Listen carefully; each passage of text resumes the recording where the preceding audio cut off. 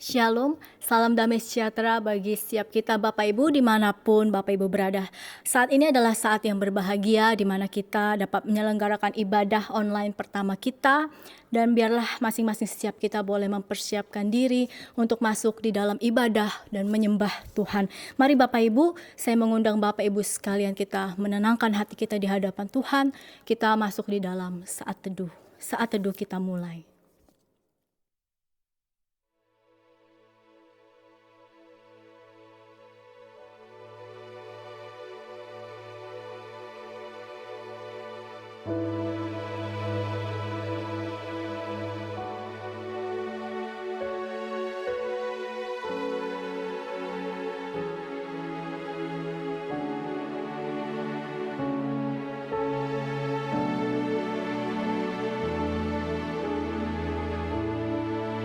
Ulangan pasalnya yang ke-7 ayat yang ke-9 berkata, "Sebab itu haruslah kau ketahui bahwa Tuhan Allahmu, dialah Allah, Allah yang setia, yang memegang perjanjian dan kasih setianya terhadap orang yang kasih kepadanya dan berpegang pada perintahnya, sampai kepada beribu-ribu keturunan." Bapak Ibu, kita percaya bahwa Allah itu adalah Allah yang setia. Anugerahnya cukup bagi kita, besar di dalam hidup kita, selalu baru setiap pagi. Mari Bapak Ibu bersama-sama saya undang Bapak Ibu sekalian bangkit berdiri. Mari kita naikkan pujian besar setiamu.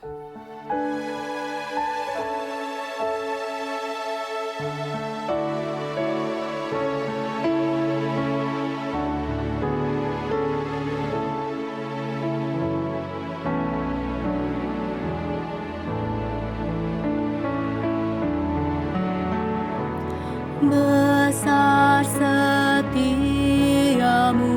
Allah Bapa-Ku, besarlah kasih-Mu berkelimpahan, tiada kurang dan tidak berubah, sempurna selamanya. Besar setiamu, besar setiamu, tiap pagi nampak rahmat baru. Segala yang ku perlu telah sediakan. Besar setiamu kepadaku.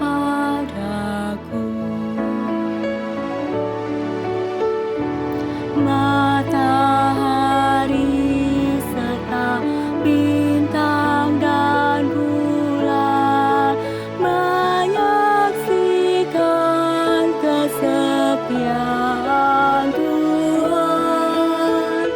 Musim menuai dan musim apapun menyaksikan kasih setia. Besar setiamu, besar setiamu, besar setiamu, tiap pagi nampak rahmat baru. Segala yang ku perlu telah sediakan.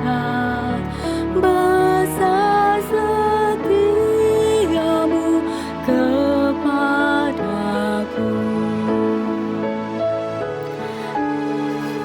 pengampunan dosa memberikan damai. Kehadirannya di dalam hidup kita memberikan penghiburan, kekuatan, dan pengharapan setiap hari. Pengampunan dosa memberikan damai. Kehadiran Tuhan menghiburkan, kekuatan dan pengharapan tiap hari. Berkat berlimpah kuat besar setiamu, besar setiamu, besar setiamu. Tiap pagi nampak rahmat baru. Segala yang ku perlu Kau sediakan. Besar setiamu kepadaku.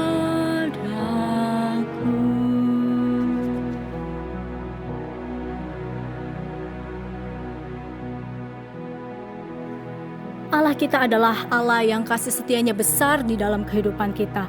Karena itu kita mengakui bahwa pertolongan kepada kita adalah di dalam nama Tuhan yang menjadikan langit dan bumi, yang kasih setianya tetap untuk selama-lamanya. Kiranya kasih karunia dan damai sejahtera dari Allah Bapa dan Tuhan Yesus Kristus menyertai kita sekalian. Amin. Bapak Ibu terkasih, nas pendahuluan kita pada pagi hari ini terambil dari Mazmur 136 ayat yang pertama sampai yang ketiga. Mazmur 136 ayat yang pertama sampai ayat yang ketiga berkata, "Bersyukurlah kepada Tuhan sebab Ia baik, bahwasanya untuk selama-lamanya kasih setianya. Bersyukurlah kepada Allah segala Allah, bahwasanya untuk selama-lamanya kasih setianya. Bersyukurlah kepada Tuhan segala Tuhan, bahwasanya untuk selama-lamanya kasih setianya." Bapak Ibu, di dalam hari-hari kita saat ini, di tengah-tengah berbagai situasi dan kondisi yang mungkin membuat kita takut, membuat kita khawatir, mendatangkan satu kegelisahan akan hari esok dan masa depan kita. Tetapi kita percaya bahwa Allah kita adalah gunung batu, tempat perlindungan. Sehingga di dalam segala situasi dan kondisi, di tengah badai hidup, badai topan kita, ada Allah, tempat perlindungan dan gunung batu kita. Mari kita nyanyikan pujian di badai topan dunia. Di badai topan dunia, Tuhanlah perlindunganmu.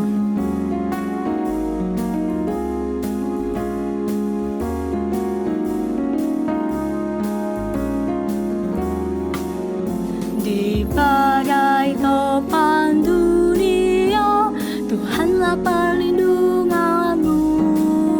Kendati goncang semesta, Tuhanlah perlindunganmu. Amin. Ya Yesus, gunung batu di dunia, di dunia, di dunia. Ya Yesus, gunung batu di dunia, tempat berlindung yang teguh.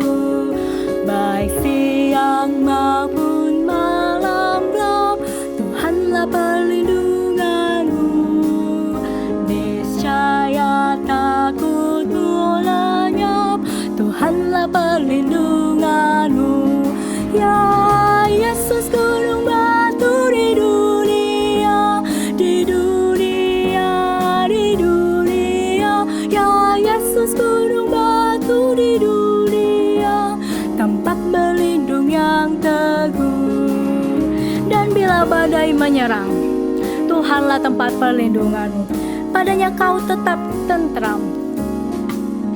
Dan bila badai menyerang, Tuhanlah perlindunganmu. Padanya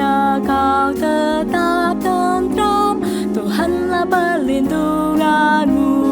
Ya Yesus, gunung batu di dunia, di dunia, di dunia. Ya Yesus, gunung batu di dunia, tempat berlindungnya. Ya Yesus, ya Yesus, gunung batu di dunia, di dunia, di dunia. Ya Yesus, gunung batu di dunia, tempat berlindung yang teguh. Mari kita bersama-sama masuk di dalam doa. Bapa di dalam surga, kami datang kepada Engkau ya Tuhan, Allah pencipta langit dan bumi, Allah yang maha kuasa, yang berkuasa dan berdaulat atas segala sesuatu di dalam hidup kami Tuhan. Kami mengucap syukur, kami merendahkan diri datang ke hadapan Tuhan. Kami menyerahkan seluruh keberadaan hidup kami di dalam tangan Tuhan. Biar Tuhan kami terus beriman, terus percaya bahwa di dalam setiap badai hidup kami, di dalam segala kondisi kehidupan kami Tuhan, ada Allah yang terus memimpin, menjadi gunung batu, tempat perlindungan kami. Kami tidak takut, kami tidak khawatir, sebab Engkau beserta dengan kami. Terima kasih Tuhan. Biar melalui setiap pujian, penyembahan, ibadah kami pada hari ini, dan firman Tuhan yang akan kami dengarkan, boleh sungguh-sungguh membuat dan menguatkan iman kami Tuhan, sehingga kami dapat sungguh-sungguh percaya dan bersandar kepada Tuhan. Kami berdoa mengucap syukur di dalam nama Tuhan Yesus, satu-satunya juru selamat kami yang hidup. Amin. Bapak Ibu, firman Tuhan pada pagi hari ini akan disampaikan oleh hambanya Pendeta Immanuel Adam. Kepada hambanya waktu dan tempat dipersilahkan. Shalom Bapak Ibu Saudara yang dikasihi oleh Tuhan Yesus Kristus. Saat ini bangsa kita sedang menghadapi situasi yang sangat sulit, yaitu harus menghadapi menghadapi wabah virus corona yang jumlahnya dari hari ke hari semakin bertambah. Dan kita sebagai masyarakat Indonesia mau tidak mau merasa sedikit terancam dengan wabah ini. Di tengah-tengah situasi seperti ini, pemerintah kita juga mengambil sebuah kebijakan untuk mulai bekerja di rumah, lebih banyak tinggal di rumah dan beribadah di rumah, sehingga beberapa gereja-gereja mulai menutup sementara untuk tidak ada ibadah-ibadah. Namun bukan berarti firman Tuhan itu dihambat. Ya, sekali lagi firman Tuhan itu bukan dihambat oleh karena masalah-masalah ini. Tapi lebih dari itu, bahwa firman Tuhan harus tetap ditabur. Begitu banyak cara yang Tuhan siapkan. Nah, pada saat ini saya Pendeta Immanuel Adam akan menyampaikan perenungan firman Tuhan untuk Bapak Ibu Saudara sekalian. Dan sebelumnya mari kita berdoa. Bapa di sorga, terima kasih di tengah-tengah situasi yang mewabah di Indonesia, khususnya dengan virus corona, seringkali membuat kami khawatir dan takut menghadapi hari-hari kami ke masa depan. Namun kembali kami mau mendengar suara-Mu, firman-Mu, yang mau mengarahkan kami, yang mau menuntun kami, sehingga kami boleh semakin memahami apa maksud Tuhan dan bagaimana caranya kami juga menjalani hari-hari kami di dalam Tuhan. Oleh karena itu, kami mau menyerahkan perenungan ini ke dalam tangan-Mu. Tuhan berikan kami hikmat, kekuatan untuk memahaminya dan melakukannya. Dalam nama Tuhan Yesus kami berdoa. Amin. Bapak Ibu Saudara sekalian, saya teringat dengan surat Rasul Paulus kepada jemaat di Roma, Roma pasal yang ke-12 ayat yang pertama dan yang kedua. Saya bacakan untuk Bapak Ibu sekalian. Roma 12 ayat 1 dan ayat 2. Karena itu saudara-saudara, demi kemurahan Allah, aku menasihatkan kamu supaya kamu mempersembahkan tubuhmu sebagai persembahan yang hidup, yang kudus dan yang berkenan kepada Allah. Itu adalah ibadahmu yang sejati.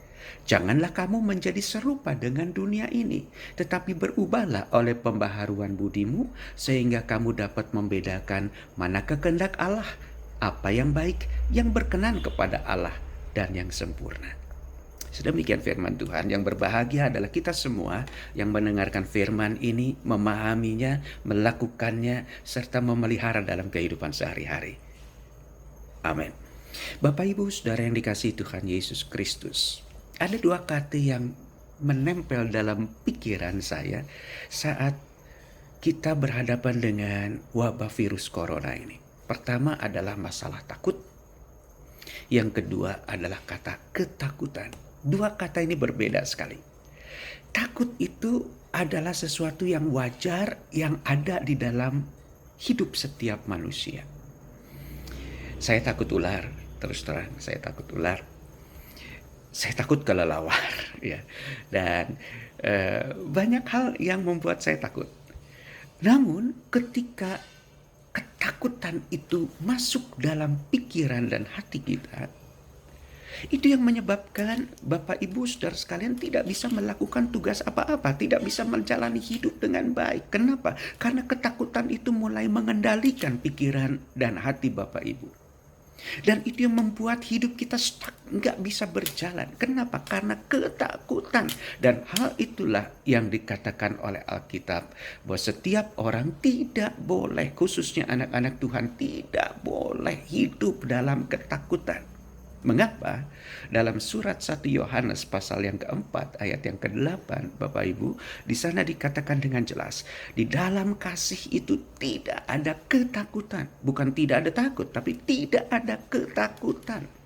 Kasih yang sempurna itu melenyapkan ketakutan. Sebab ketakutan itu mengandung hukuman. Mengapa dikatakan ketakutan itu mengandung hukuman? Ayat selanjutnya mengatakan, karena barang siapa takut, yang hidup dalam ketakutannya, ia tidak sempurna di dalam kasih. Alkitab menghubungkan ketakutan itu dengan kasih. Mengapa? Karena firman Tuhan mau mengajarkan kepada kita semua, kepada Bapak Ibu yang takut akan Tuhan, bahwa Tuhan itu begitu mengasihi Bapak Ibu. Kita bisa ada sampai sekarang itu semua karena kasih Tuhan.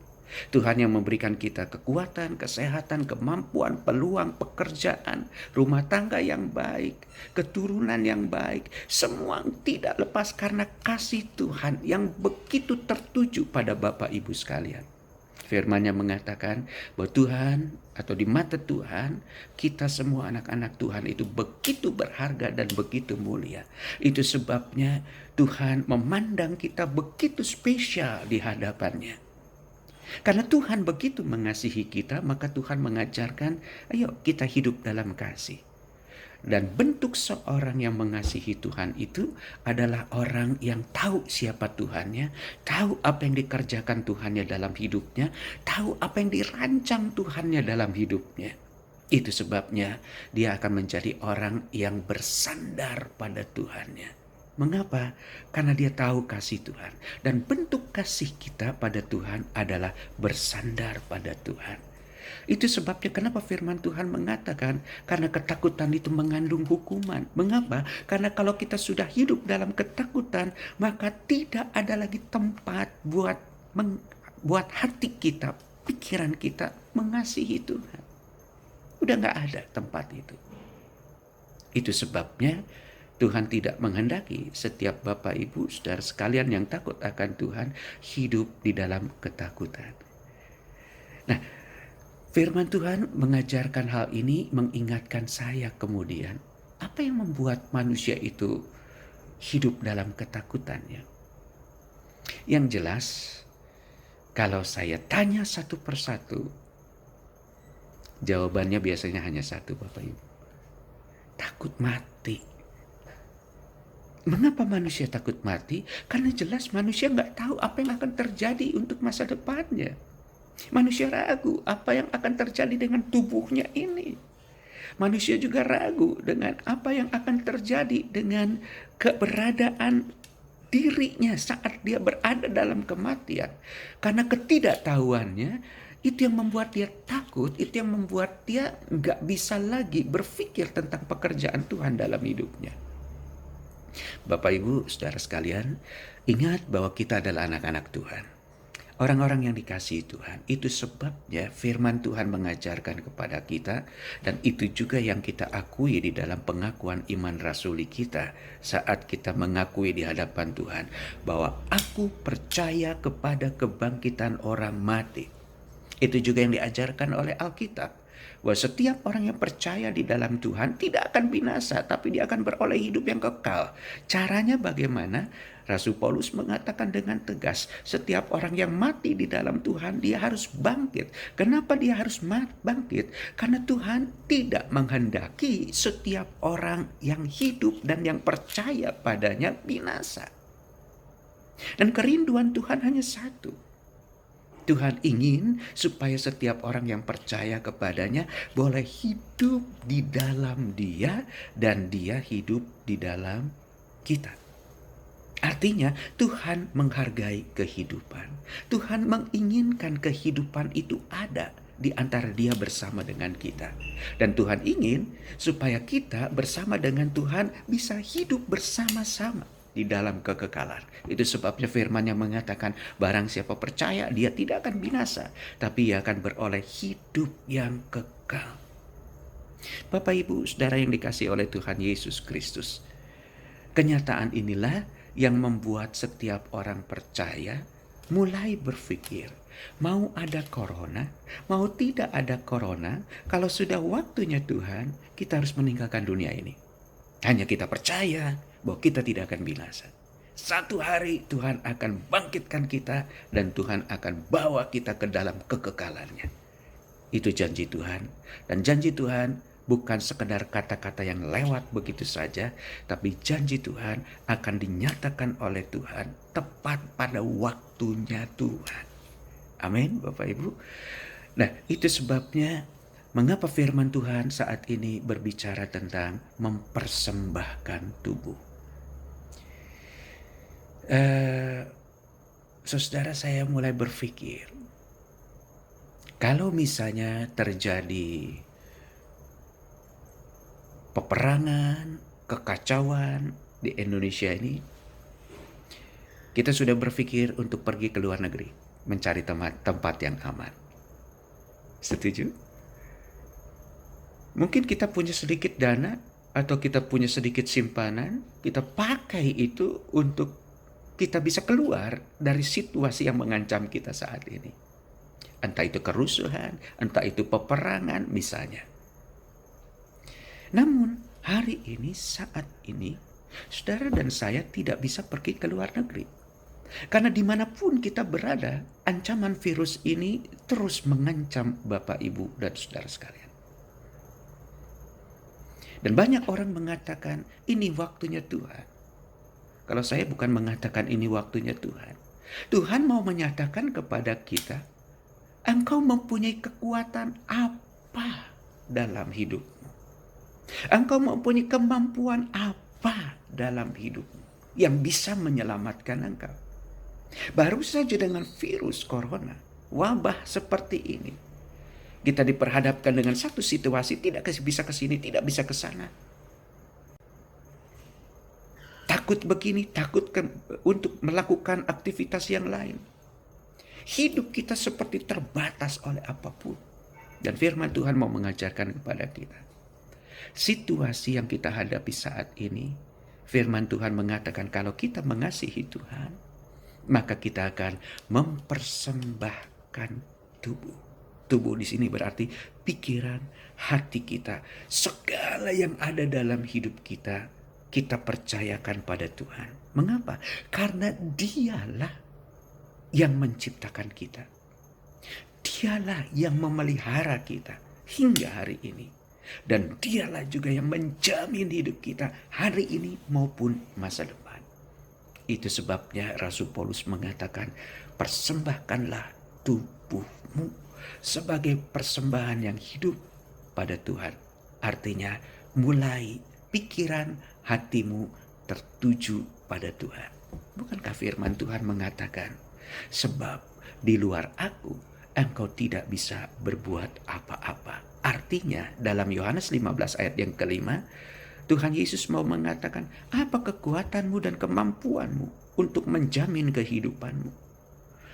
Apa Apa yang ada dalam hidupmu yang bisa menjadi kekuatan dalam hidupmu untuk bisa membuat engkau hidup ke masa depan? Tidak ada. Firman-Nya mengatakan, di luar aku engkau tidak bisa berbuat apa-apa. Bapak Ibu Saudara yang dikasihi Tuhan Yesus Kristus, itu sebabnya hal yang kedua dalam firman Tuhan diajarkan saat ini. Hendaklah engkau memahami kehendak Tuhan. Mempersembahkan tubuh itu berarti siap untuk mengubah pikiran kita, mengubah cara pandang kita. Oh, saya sadar Tuhan bahwa saat ini saya diperhadapkan dengan satu situasi di mana saya harus percaya bahwa Engkaulah sumber hidup, Engkaulah sumber kekuatan hidup, dan Engkau juga adalah sumber pengharapan hidup. Itu sebabnya aku sebagai anak-anak Tuhan hanya bisa bersandar padamu. Yang kedua, firman Tuhan mengatakan di sini, pahami kehendak Tuhan. Firman Tuhan mengatakan bukan setiap orang yang berseru pada Tuhan, Tuhan, Tuhan akan masuk dalam kerajaan sorga. Firman-Nya mengatakan justru mereka yang melakukan firman-Nya, dialah yang sungguh-sungguh akan masuk dalam kerajaan sorga. Bapak Ibu, ini yang dikatakan oleh Tuhan Yesus. Mungkin kita mulai berpikir, apa sih yang menjadi kehendak Tuhan? Dari sekian banyak kehendak Tuhan, satu hal yang saya ingat, inilah kehendak Tuhan, pengudusanmu. 1 Tesalonika 4 ayat yang ketiga. Di sini bukan hanya sekedar berbicara tentang masalah percabulan, tapi di sini juga kata pengudusan merupakan kata yang banyak dipakai oleh Rasul Paulus untuk mengarahkan kita bahwa kehendak Tuhan salah satunya adalah bahwa gaya hidupmu, cara hidupmu harus berbeda dari yang lain. Mengapa kita berbeda? Karena kita tahu apa yang Tuhan kehendaki, apa yang Tuhan pikirkan di dalam firman-Nya. Bapak Ibu Saudara yang dikasihi Tuhan Yesus Kristus, kalau hari ini pemerintah menganjurkan kita untuk mulai banyak bekerja di rumah, beraktivitas di rumah, berkumpul di rumah, beribadah di rumah, berarti itu mau mengingatkan kita sebagai anak-anak Tuhan. Orang-orang yang mengasihi Tuhan itu akan bertanggung jawab dalam hidupnya. Salah satu tanggung jawab dalam hidupnya adalah mulai memerangi virus corona ini, wabah virus corona ini, mulai dari dalam dirinya, yaitu untuk tidak menjadi penyebar virus corona. Yaitu dengan membuat hidup kita sehat. Membuat hidup kita jauh dari lingkungan yang saat ini sedang mewabah virus corona di tempat-tempat tertentu. Kalau dikatakan ini pikiran bijak, menurut saya inilah panggilan kita sebagai orang Kristen, sebagai bentuk tanggung jawab kita dalam mengasihi Tuhan. Belajar untuk hidup sehat, belajar untuk selalu cuci tangan yang bersih, belajar untuk bisa menggunakan waktu-waktu yang baik di rumah, berdoa, mendoakan orang-orang yang ada di sekitar kita yang mungkin saat ini sedang terjangkit. Kita menjadi pendoa-pendoa syafaat yang dipakai Tuhan, karena firman Tuhan mengatakan doa yang lahir dari iman sangat besar kuasanya. Kita menjadi kepanjangan tangan Tuhan di rumah kita. Sepertinya kita tidak melakukan apa-apa. Oh, kita bukan tidak melakukan apa-apa, tapi saya sedang belajar untuk hidup sehat. Saya sedang menyehatkan badan saya, tubuh saya untuk jadi berkat Tuhan. Ketika saya menahan diri saya untuk tidak keluar, berarti saat misalnya virus ini menjangkiti kita, tapi karena tubuh kita sehat, maka tidak masuk ke tubuh kita, tapi tangan kita tubuh kita menjadi pembawa virus untuk orang-orang yang ada di sekitar kita. Kita tidak jadi berkat di sana. Kita tidak bertanggung jawab pada Tuhan. Itu sebabnya mulai kita menjaga kesehatan, menjaga diri untuk jadi berkat buat orang lain. Selanjutnya, pengudusanmu ini berarti tidak serakah. Saya percaya bahwa Tuhanlah penjamin hidup saya, pemelihara hidup saya. Itu sebabnya saat saudara dalam menghadapi situasi seperti ini, saudara bukan menjadi orang yang takut seperti orang-orang lain yang sekarang ini begitu banyak datang ke supermarket memborong semua barang-barang karena ketakutan akan terjadi saat di mana setiap orang tidak mendapat makanan dan seterusnya. Saudara, ini adalah pikiran-pikiran yang sempit. Pergilah ke supermarket, pergilah ke pasar, pakai masker, belanjalah secukupnya, dan bersyukurlah pada Tuhan. Itu yang Tuhan kehendaki. Disitulah damai Tuhan ada, disitulah sukacita Tuhan ada. Dan disitulah Tuhan melihat, hai anak-anakku, engkau menjadi orang-orang yang bersandar padaku, orang-orang yang tahu akan keselamatanmu, orang-orang yang tahu akan kekekalan, dan orang-orang yang tahu akan tugas dan tanggung jawabmu. Betapa Tuhan akan sangat menyukai dan menyenangi saudara, dan mengatakan bahwa engkau adalah anak-anakku yang luar biasa. Demikian firman Tuhan, jadilah pelaku firman, bukan pendengar firman saja. Mari saudaraku kita berdoa. Bapa di sorga, terima kasih untuk firman-Mu hari ini yang boleh meneguhkan dan menguatkan kami.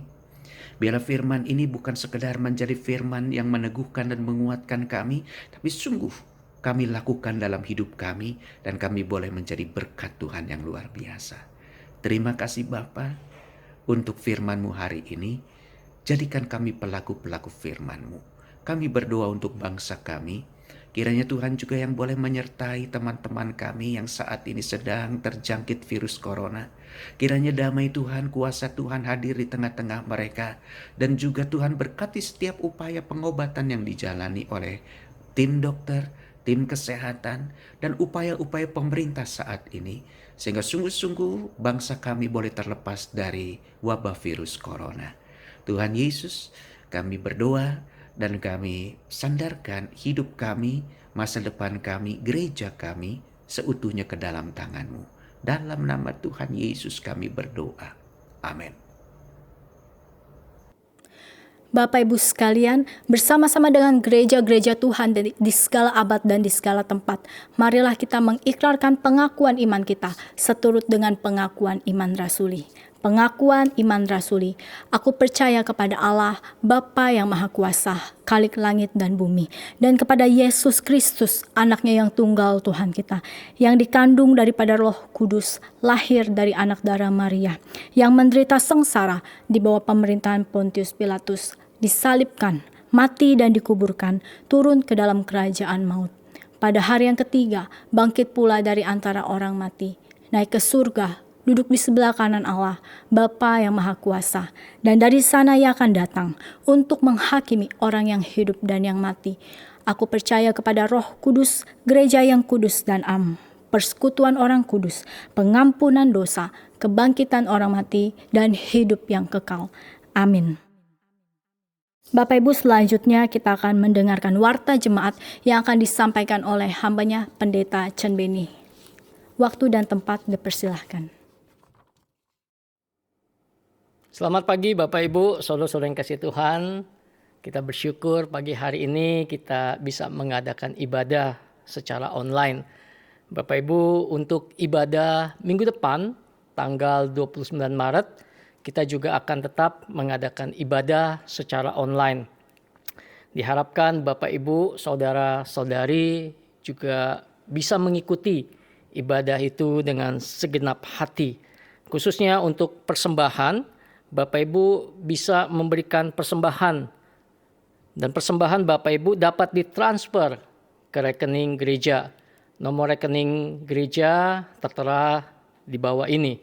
Bapak Ibu, untuk kegiatan gereja, khususnya untuk kebaktian-kebaktian komisi-komisi yang ada, diliburkan dan akan diinformasikan selanjutnya.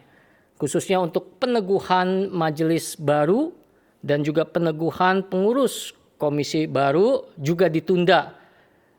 Sehingga majelis yang lama dan juga pengurus komisi yang lama tetap bertugas sampai waktu yang ditentukan bersama-sama.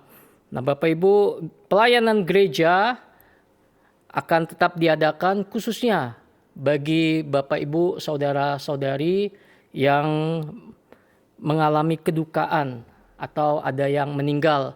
Silakan menghubungi TU, hamba Tuhan dan majelis yang ada. Demikian warta yang ingin saya sampaikan. Kita akan menyelesaikan ibadah kita pada pagi hari ini. Saya mengundang Bapak Ibu bangkit berdiri. Kita akan menyanyikan doksologi.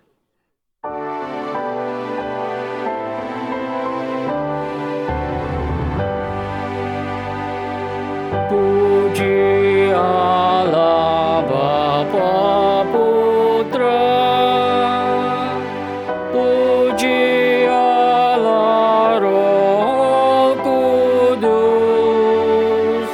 ketiganya yang esa. Pohon selamat sumber berkah.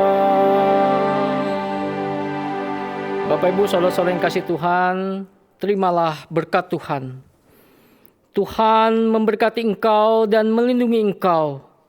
Tuhan menyinari engkau dengan wajahnya dan memberi engkau kasih karunia. Tuhan menghadapkan wajahnya kepadamu dan memberi engkau damai sejahtera. Mulai hari ini sampai selama-lamanya. Amin.